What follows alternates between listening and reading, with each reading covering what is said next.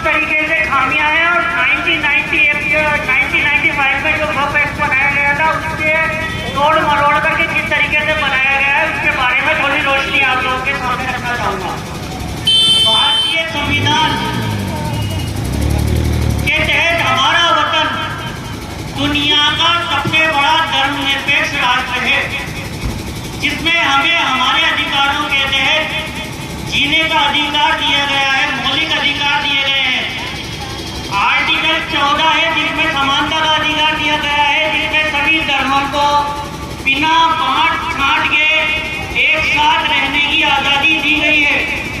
धार्मिक स्वतंत्रता, सभी धर्मों को अपने अपने धर्मों को मानने की आज़ादी दी गई है। आर्टिकल 25, 26 और 29 ये धार्मिक अधिकारों से संबंधित है। 26 में कहा गया है कि धार्मिक संप्रदाय, कोई भी व्यक्ति जो हिंदुस्तान का रहने वाला है अपने धर्म को, अपनी संस्थाओं को स्थापना और रख रखाव का अधिकार उनको है। इसमें से हमारा वक्फ भी आता है।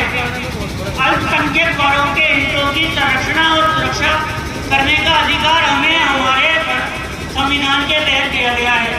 हमें आर्टिकल 19 और 21 जिसमें प्रत्येक व्यक्ति को रहने और आज़ादी के साथ में जीवन जीने का अधिकार दिया गया है।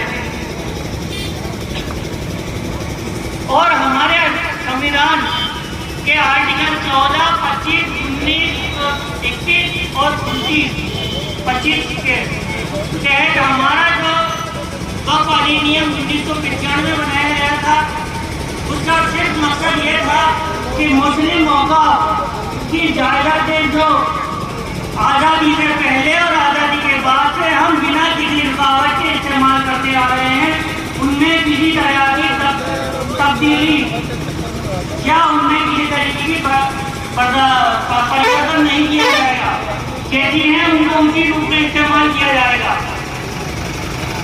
उनको सुरक्षित रखने और संरक्षित करने के भी अधिकार हमें संविधान के तहत दिए गए थे और उन्हीं को 1995 का जो वक्फ था उसमें शामिल किया गया था, जिसमें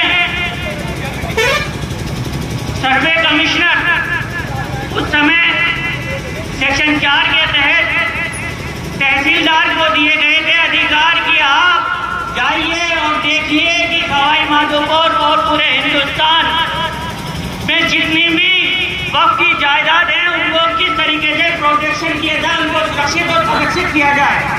तहसीलदार के द्वारा सर्वे किया गया। सर्वे के तहत सवाई माधोपुर